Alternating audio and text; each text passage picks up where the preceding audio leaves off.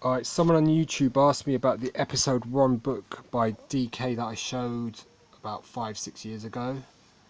And I can't find that book now, but this is the ultimate Star Wars characters, creatures, locations. It's like an amalgam of all the DK books. So I guess this will be the same as, or it's going to be like all the information about Shmi Skywalker. It's on page 43 of this book. Quite a good book, this. So it's quite a lot to read, and so I'm going to read it. So the guy who asked for this, I'm going to read it. It's reading it for you. So you've got a little picture of Shmi and Anakin there. Anakin's mother, Shmi, is a loving, soft-spoken woman.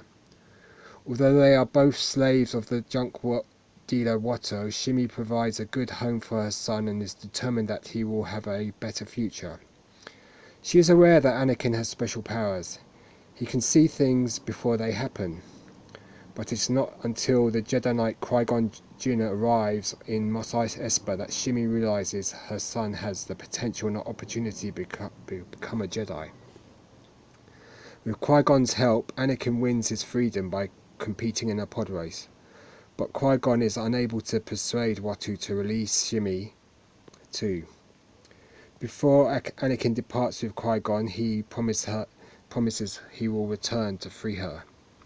He also leaves behind C-3PO, the protocol droid that he built to help his mother. Watto's chronic gambling habit leaves him virtually destitute, and he is forced to sell Shmi. Klieg Lars, a moisture farmer, falls in love with Shmi and purchases her freedom. Shmi and Klieg wed, and she becomes a loving stepmother to Klieg's son Owen, along with C-3PO. Owen, full stop. Along with C-3PO, they have a quiet but happy existence on the moisture farm. In the years that follow, Shmi spends many nights gazing up at the stars, feeling an ache in her heart as she worries about her son's whereabouts and well-being. 10 years after Anakin's departure, Shmi is alone gathering mushrooms that grow on moisture vaporators when a band of Tusken Raiders abduct her. Klieg and a posse of moisture farmers attempt to rescue her, but the Tuskens ambush the farmers, maiming Klieg and leaving most of his allies dead.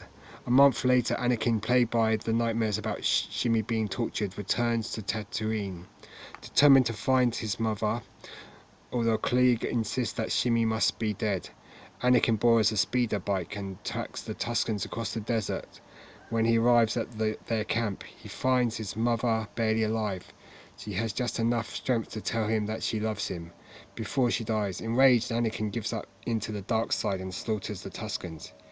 He returns to the Lars homestead, where he buries her. This traumatic experience makes Anakin desire the power to prevent his loving ones from dying.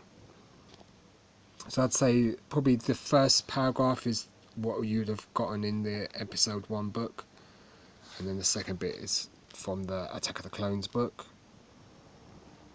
So hopefully that's useful. I doubt if it'll be much different if I even if I found the episode 1 DK book, but I'm sure because this is by DK as well, so it's quite a massive book. It's got so I hope that's of use to you.